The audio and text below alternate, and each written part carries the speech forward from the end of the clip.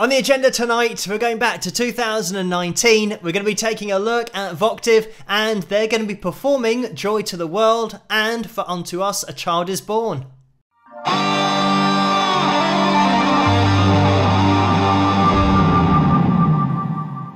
Hello, Phil here from Wings of Pegasus, and welcome to another analysis video. If you enjoyed this video, please give it a thumbs up and subscribe.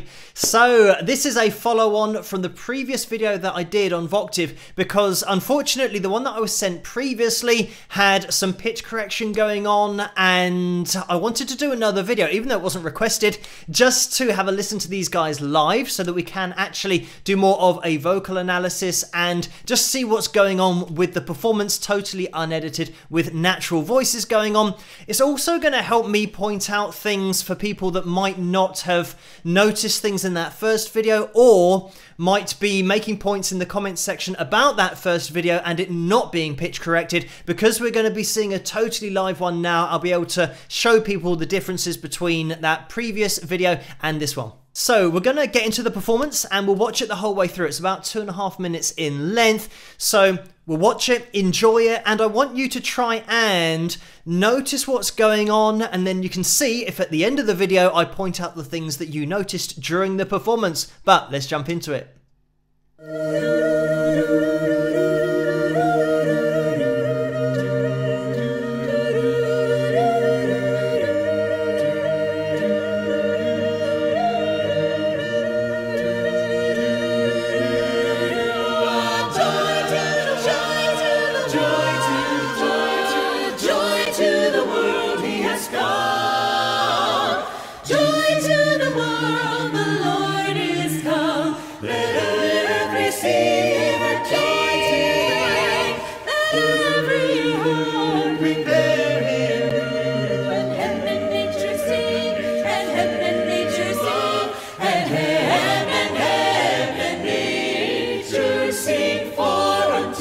A child is born unto us. A son is given. A son is given. Unto us. A son is given.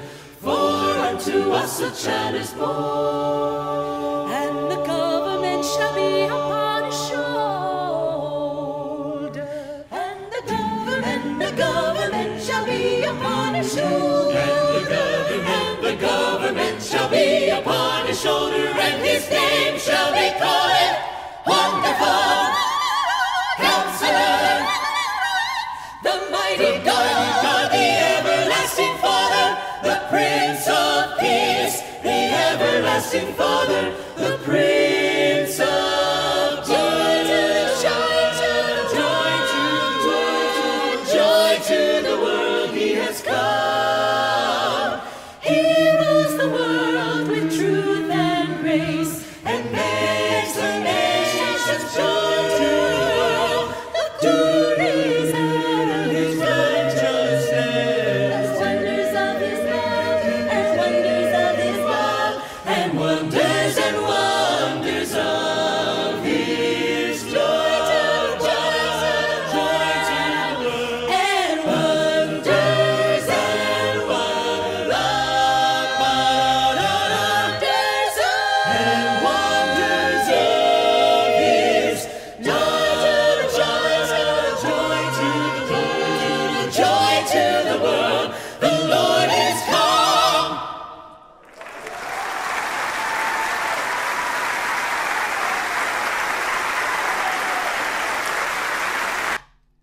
And there we have it. Standing ovation at the end, quite rightly. You do feel like punching the air, or at least I do, when I hear something that's totally live and hasn't been edited and is just great singers singing. With this kind of a cappella performance, you've just got the full range of the human voice going on. And when I say that, I mean that from the point of view of vocal ranges. If you listen out for the bass in this performance, there's either 2 or 3 guys that are supplying that, definitely 2, but it is so solid. And when you're relating this to a performance by a band, I always say about the rhythm section, which the bass is part of, being instrumental, no pun intended, to the band. And it's arguably even more important here because they supply that foundation for all of the other voices to sit on top of. If the bass was out, if it was sharp, if it was flat, it would really stand out because there's such body in that sound. And you can occasionally get away with, you know, a mezzo-soprano being a little bit sharp, a little bit flat. With a wide vibrato, you can get away with that. But generally, with those bass notes, they are pretty straight. We're not getting that really wide vibrato from a pitch perspective, so they're just hitting notes. I mean, when I say they're hitting notes dead on, I'm talking about being pitch perfect to the human ear. They're not hitting them directly on lines all the time, which is something that I mentioned in the other video where we looked at the pitch monitoring software. So just with reference to the ranges right at the end there, the soprano hit a D sharp 6, I believe, which is going to be all the way up here. You can see the male ranges here and this bass down here. I mean, we were at that D sharp. I'm going to see actually if it was a D sharp 2, whether we went down that low. And yes, just having a quick run back, we do have the D sharp 2. You can see here the pitch monitoring software, which I've put this performance through, by the way. We'll get into that in a second. You can see that we're just triggering off at a D sharp 2, and that gives you an indication that at some point in this audio, somewhere, there's a D sharp 2 happening. That means that we have now got 4 octaves of range throughout this whole vocal performance, but throughout the group of singers we've got here. And that's why we get such a great sound.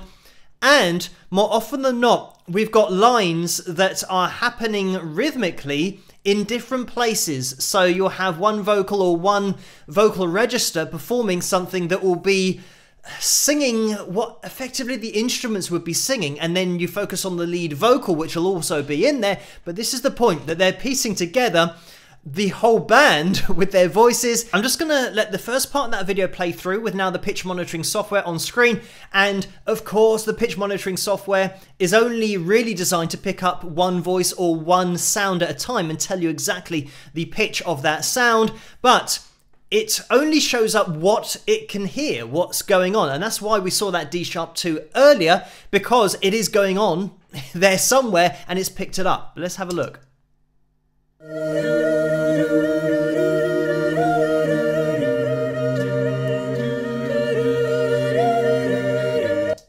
And I'm just going to stop it there, because if you remember that first video that I did where everything was just directly over lines the whole time, here we can see that we're now sharp of the A sharp 2, we're sharp again. But if I take it back to the beginning and play a D sharp for you, let's have a listen.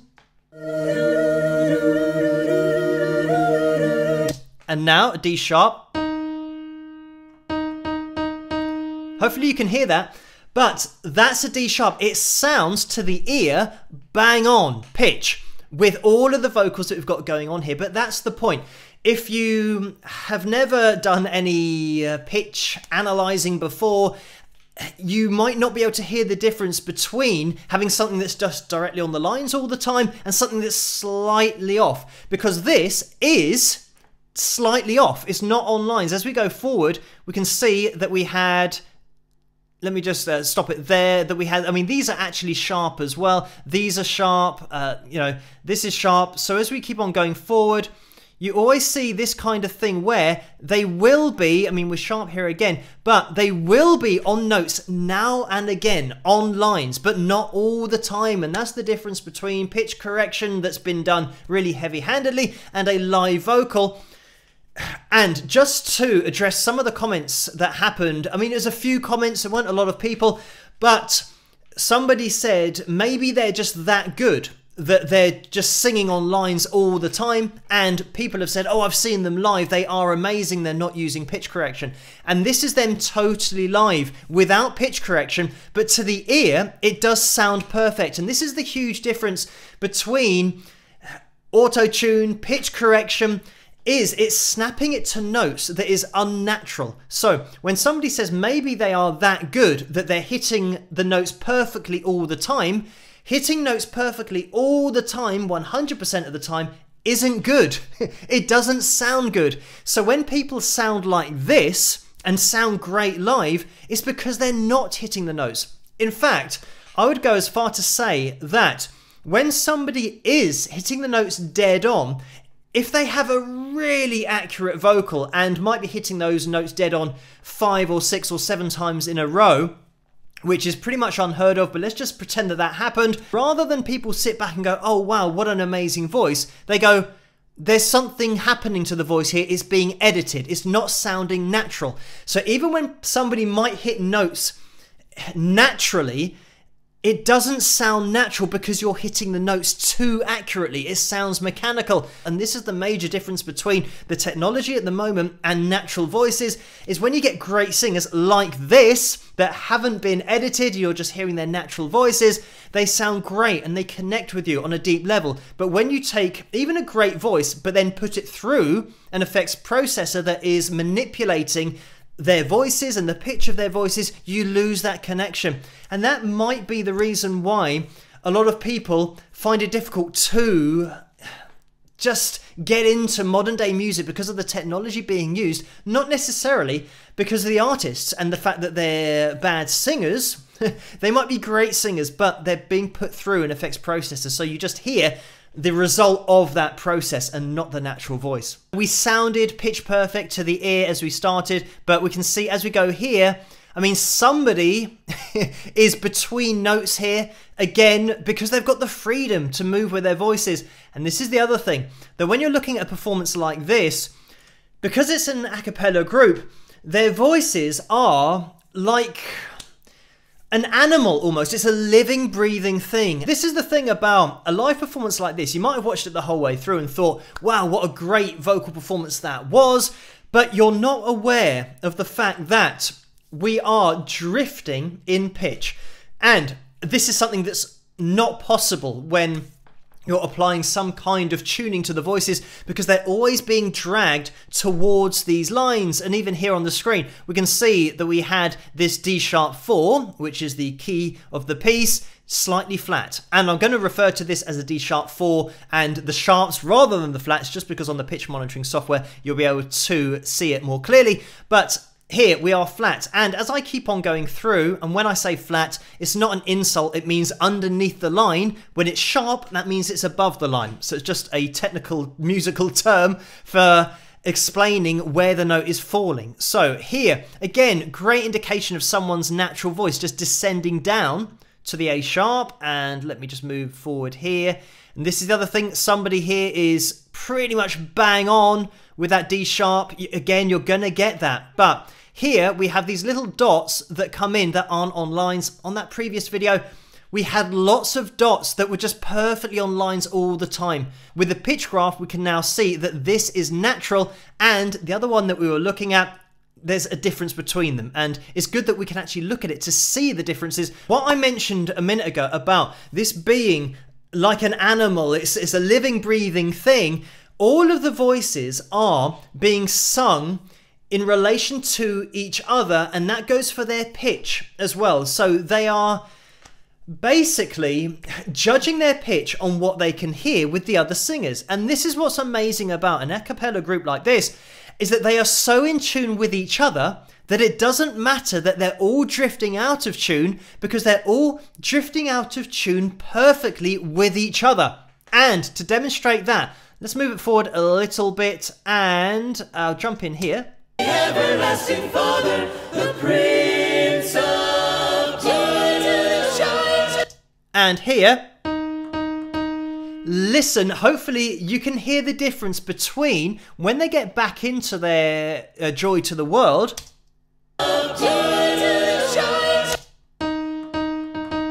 They are sharp.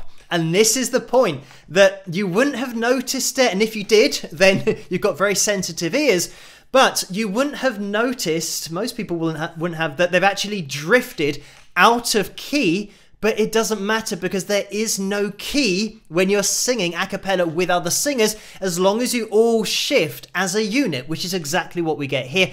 Obviously, with the pitch monitoring software, I don't have to get you to take my word for it that they are sharp, because look here, the D sharp 2, they are exactly pretty much 50 cents sharp of where they should be. Where they should be. They shouldn't be anywhere. They should just be where they are, which is the point. So here, there are 100 cents between these lines. So they are halfway between them. and it still sounds great. This is the point. This wouldn't be allowed to happen with pitch correction, especially with auto-tune, but with pitch correction that is just done heavy-handedly. You should allow the vocalist to go where they do naturally with their voices, because that is just the whole point of having a group like this. What I've done is take it back a little bit in the performance so we can see where this shift is happening. The great thing is that they are perfectly in tune with each other, which is the point. But have a listen to this.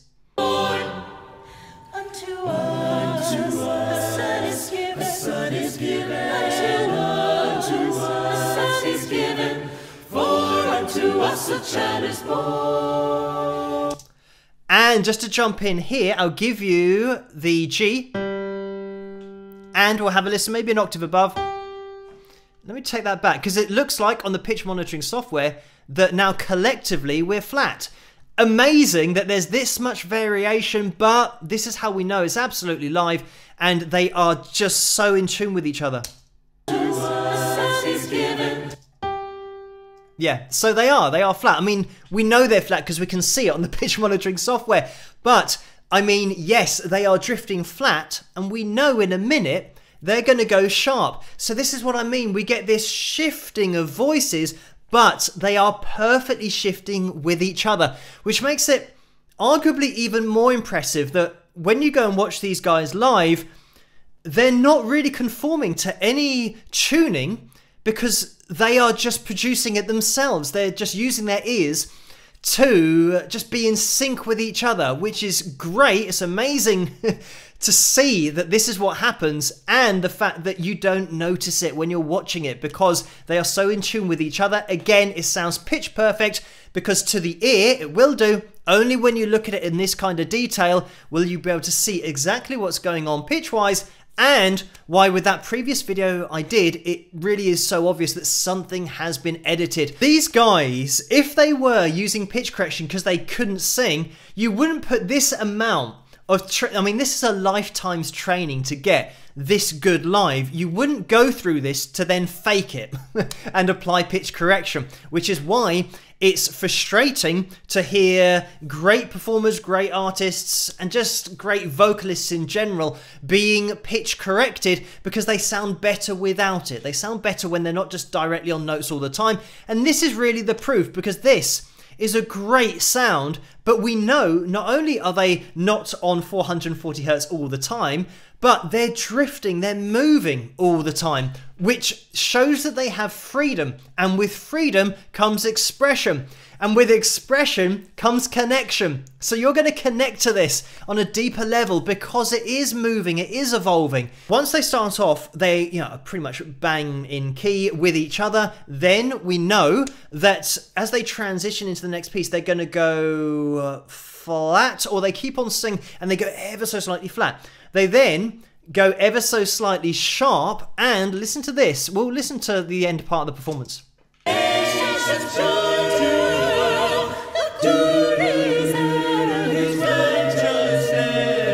Again, we can still see on the pitch monitoring software that we are slightly sharp.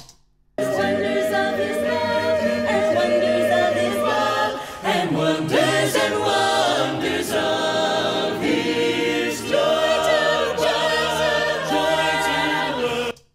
And now, if I play you that D sharp, and we'll go back to the performance.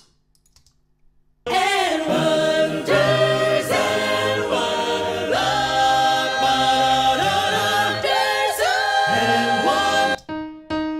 Or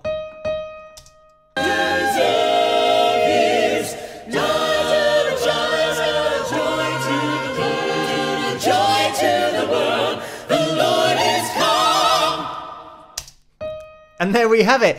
And that D sharp 6 at the end, when we listen to it and have that reference point of hearing the piano, we've actually come down from where we were sharp.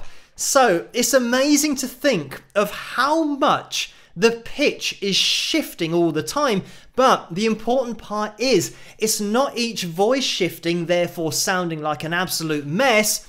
It's the whole group shifting their voices flat, and then sharp, and then coming back down again to be on pitch by the end, to the point where, if I just take that back, let me see if I can get any lines here to show. Oh, here we go. There was a little spot there. Here we go. On the C3, look how close. We actually do touch the line. Look how close we've now come back down, whereas before we were in the midpoint between notes, between these lines. It's just great to see, first of all, a totally live, unedited performance, because there is this tendency for everyone to start manipulating vocals on YouTube, just online, everywhere. And I'm not talking about artists and bands, like I said, about these guys. They're a vocal group that I'm sure just record and then go on to their next gig, or then record a song in the studio, move on. They're not part of the production. Each of these guys doesn't now sit behind the desk. This is really a case of producers and people adding it to the singers afterwards. It's not directly aiming the pitch correction at the artist, because the artist, especially artists like this, very rarely ever have any significant input into the production of what is then shown on YouTube, especially considering the fact that they appear on different channels. But anyway, I know that this video wasn't requested, but I wanted to do a follow-up to that previous one, because sometimes when I am just working my way through the request list, something like this happens where the only video that I'm looking at is one that has been edited, and people therefore might think that the group are doing it themselves, but it's not. It's a production thing. So it's great to at least be able to show these guys in a live setting, and it's just a great video to show the difference between the two, that when you allow a great group of vocalists like this the freedom to go where they do naturally with their voices, it's just, in my opinion, 100% better than anything else that you can possibly do to manipulate a voice, because the voice is already perfect. You just have to leave it alone and enjoy it. Anyway, I hope that you guys have enjoyed this video. If you did, please give it a thumbs up and subscribe. Keep those requests coming in the comment section below, and I'll see you guys at the next one. Rock!